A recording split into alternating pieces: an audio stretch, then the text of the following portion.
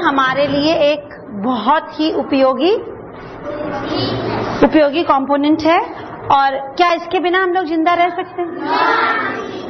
वायु की ऐसी कौन सी गैस है जो हमें जिंदा रहने के लिए? ऑक्सीजन। मतलब वायु में कौन सी गैस उपस्थित होती है?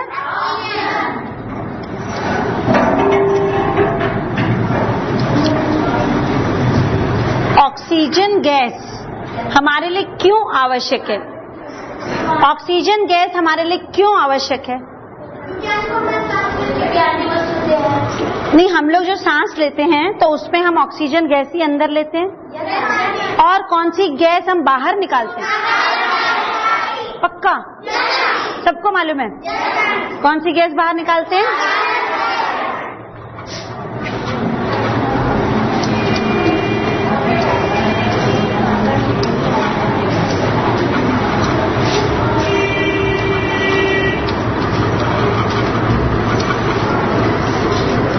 Carbon dioxide. ऑक्सीजन मतलब होता है O2 और कार्बन डाइऑक्साइड होता है CO2। अब ऑक्सीजन गैस तो हम सब जानते हैं कि हम लोग सांस में अंदर लेते हैं। और एक और मैंने प्रयोग किया था, आप लोगों को याद होगा, मोमबत्ती जलाने का। जब मोमबत्ती बुझ गई थी, जब हमने उसको ग्लास से ढक दिया तो मोमबत्ती बुझ गई। क्यों बुझ गई? ऑक्सीजन नहीं मिला और वो मोमबत्ती बुझ गई। अब हम ये कैसे पता करें कि जो गैस हम लोग सांस में बाहर निकाल रहे हैं, देखिए ऐसे करिए, बाहर निकली, कि ये गैस कार्बन डाइऑक्साइड ही है। ये कैसे पता चले? इसका कुछ टेस्ट होना चाहिए, मतलब पे पता तो होना चाहिए। अच्छा, एक तो ये भी होता है ना कि हम लोग मोमबत्ती को फूंक से बुझाते हैं। कोई भी चीज बिना ऑक्सीजन के बुझ जाती है, तो बिना ऑक्सीजन के बुझ जाती है ना, तो बहुत जोर से फूंक मारेंगे मोमबत्ती, लेकिन ये इसका श्योर टेस्ट नहीं है, क्योंकि हवा से भी तो बुझ जाती है। जो पंखा चला देंगे तो भी बुझ जाएगी। तो फिर हम कैसे कह दें कि जो हम सांस से बाहर निकाल रहे हैं वो कार्बन डाइऑक्साइड ही है? इसके लिए आज हम एक प्रयोग करेंगे। ये देखिए, ये एक हम बॉटल लाए हैं, इसको कहते हैं लाइम वाटर या चूने का पानी। आप लोग चूना जानते हैं? जो ये पुताई में काम आता है, पत्थर होते हैं ना चूने के, जिसकी सफेदी बनती है, फिर पुताई होती है दिवाली में। तो अगर हम चूने का पानी, मतलब क्लियर वाटर, इसमें चूना घुला हुआ है लेकिन वो दिखाई नहीं देता ना, ये क्लियर वाटर है चूने का। जब आप चूने के पत्थर डालते हैं, झाग निकलता है, फिर थोड़ी देर छोड़ दो तो ऊपर एक साफ पानी की लेयर आ जाती है ना, वो वाला है ये क्या है? लाइम वाटर या फिर चूने का पानी। इसमें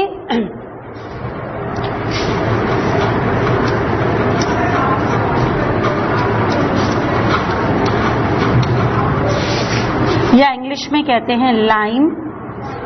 लाइम ये नींबू वाला नहीं, लाइम स्टोन चूने का पत्थर होता है, लाइम वाटर। अब मैं इसको एक,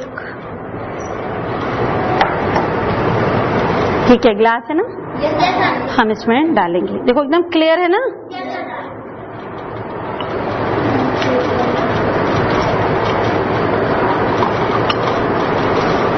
आपकी किताब में भी है, देखो।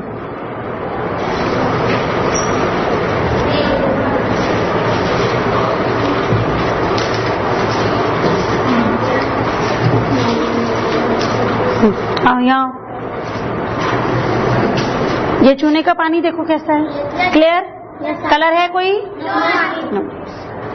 अब ये मेरे पास ग्लास रॉड है, स्ट्रॉ, जो कोल्ड ड्रिंक पीते हैं ना, वैसी स्ट्रॉ है। अब मैंने इसको इसके अंदर डाला। अब आप इसमें फूंक मारिए, और मारो, और मारो,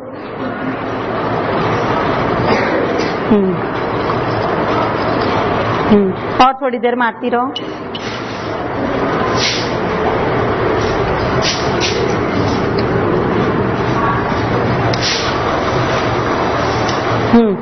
मारो और मारो,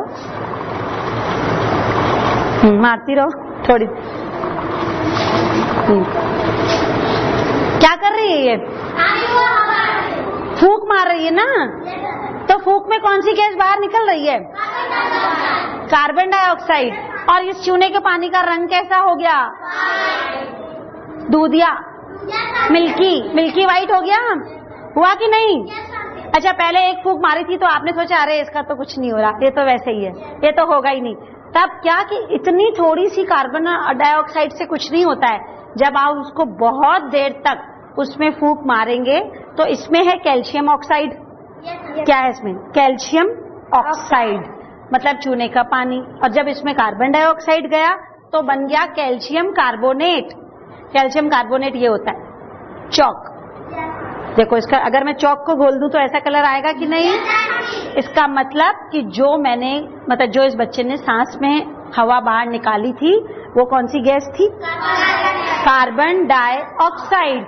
अच्छा, अब ये तो हमने आपको बताया कि चूने के पानी से मतलब ऐसा हुआ। अगर मैं सादा पानी लूंगी, जैसे जो हम लोग पीते हैं, और उसमें खूब सारी फूंक मारे जैसे इसने मारा, तो क्या होगा? क्या कुछ नहीं होगा, क्योंकि उसमें थोड़ी चूना मिला है। उसमें तो चूना नहीं मिला है ना, इसमें तो चूने का था ना, चूने का पानी जिसको कहते हैं लाइम वाटर। कैल्शियम था इसके अंदर और ऑक्सीजन था, और आपने कार्बन डाइऑक्साइड डाल दिया, तो इसीलिए ये बन गया कैल्शियम कार्बोनेट का सॉल्यूशन। और इसी की वजह से ये मिल्की वाइट हो गया। ये इसका एक सिंपल सा टेस्ट होता है जो हम लोग अक्सर करते हैं, ये पता करने के लिए कि जो हम लोग सांस में बाहर निकालते हैं वो कार्बन डाइऑक्साइड गैस होती है। और जैसे अगर मैंने इस बॉटल को ढक के रखा हुआ है, अभी तो मैंने इस बॉटल को ढक के रखा है, अगर मैं इस बॉटल को एक ग्लास में डाल के खुला छोड़ दूंगी तो कल तक ये ऐसी हो जाएगी अपने आप, बिल्कुल ऐसा हो जाएगा, क्योंकि उसमें हवा में से कार्बन डाइऑक्साइड मिल जाएगी ना। जो हवा में कार्बन डाइऑक्साइड है, जो वायु में कार्बन डाइऑक्साइड है, वो उसको मिल जाएगी अपने आप, क्योंकि ये खुला है, ये बंद शीशी है, इसीलिए इसको कार्बन डाइऑक्साइड नहीं मिल रही थी, है ना। अब समझ में आया कि वायु में क्या उपस्थित होता है? कार्बन डाइऑक्साइड गैस होती है। इस एक्सपेरिमेंट से हमें दो बातें पता चली। एक तो हम जो सांस से निकालते हैं वो कार्बन डाइऑक्साइड गैस होती है, और वायु में भी कार्बन डाइऑक्साइड गैस। ग्लास में जैसे हमने किया, चूने के पानी में हम लोगों ने मुंह से फूंक मारी, ये बच्चा भी मार रहा है, और पानी क्या हो गया? दूधिया हो गया, मिल्की वाइट कहा जाता है उसको।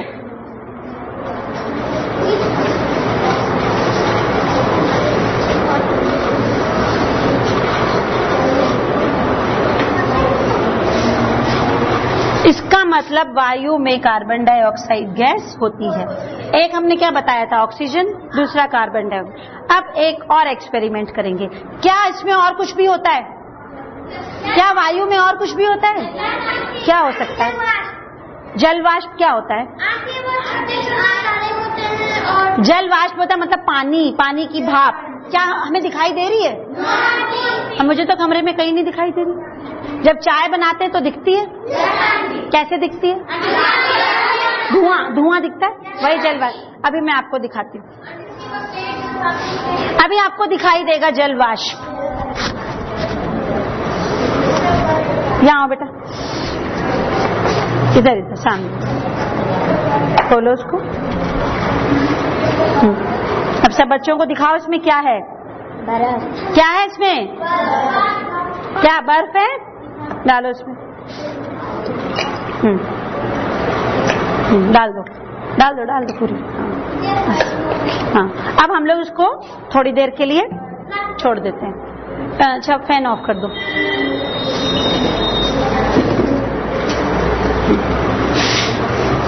देखिए, हमने एक ग्लास लिया, देखिए एक ग्लास लिया हमने, इस ग्लास में मैंने कुछ बर्फ के टुकड़े डाल दिए, ठीक है ना। अब हम केवल कुछ क्षणों के बाद, मतलब 2 या 3 मिनट के बाद, अभी देखो ग्लास जो था वो बिल्कुल ये वाला, देखिए ये ग्लास देखो, इसमें कुछ है? है? नहीं है ना, इसे छुओ। नहीं है ना, इस ग्लास में कुछ भी नहीं है ना, आप लोग छुओ। नहीं है, साफ है ना, बिल्कुल सूखा है। मैंने ऐसे ही सूखे ग्लास में डाला था ना बर्फ। आपको भी दिख रहा था ना? अच्छा हाँ, अभी रुक, अभी 2 मिनट केवल इसको होने दो। हमको क्या दिखाई देगी?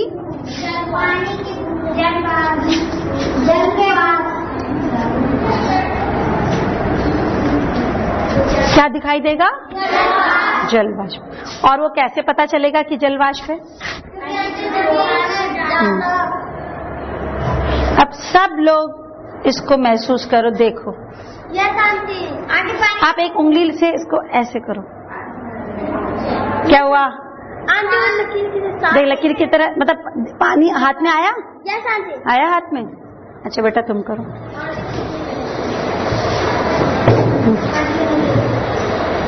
पानी आया? अच्छा, आपको धुंधला धुंधला दिख भी तो रहा है? पानी के ड्रॉपलेट्स जैसे सर्दियों में कोहरा हो जाता है, ऐसा धुंधला दिख रहा है? तो पहले तो ये ग्लास ऐसा नहीं था, नहीं था ना? तो ये इसमें कैसे हो गया?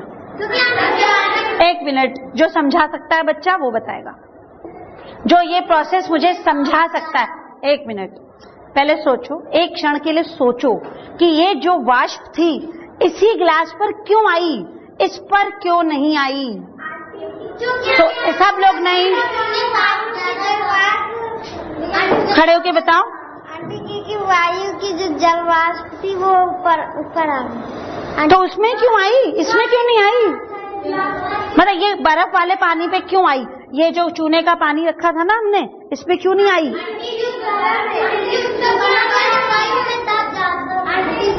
हाँ 1 मिनट, ये बताएगी अभी। हाँ बताओ।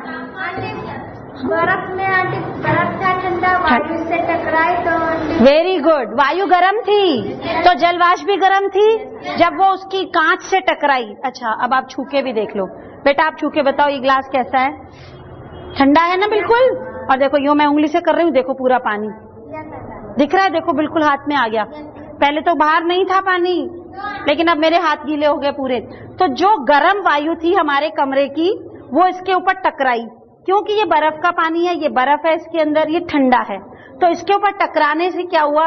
कौन सी क्रिया हुई? संघनन। क्या हुआ? कंडेंसेशन। इसको इंग्लिश में कहते हैं कंडेंसेशन, और वैसे संघनन मैंने पढ़ाया हुआ है ना कि संघनन की क्रिया के द्वारा जलवाष्प पानी में बदल गया और वो पानी की बूंदें हमें इसके चारों तरफ दिखाई देने लगी। क्योंकि इस ग्लास को छुओ तो ये ठंडा नहीं है, ये ग्लास ठंडा नहीं है, तो जलवाष्प तो इससे भी टकरा रही है, क्योंकि यहाँ है जलवाष्प इस कमरे में, लेकिन वो पानी में नहीं बदल सकती है, उसको ठंडी चीज की जरूरत है। मतलब जिस किसी ठंडे सतह से टकराएगी तब वो बदलेगी। इसलिए हमें इस प्रयोग से ये पता चलता है कि हमारे वायुमंडल में जो वायु होती है उसमें जल वाष्प भी होता है। क्या होता है? जल वाष्प। और जल वाष्प बारिश के दिनों में, मॉनसून के सीजन में सबसे ज्यादा होता है। क्यों होता है? बारिश होता है तो क्या होता है? क्या होता है? वायु में कहां से नमी आई है, तो मैं पूछ रही हूँ। सोचो, बहुत इजी है। जब बारिश होती है तो क्या होता है बताओ?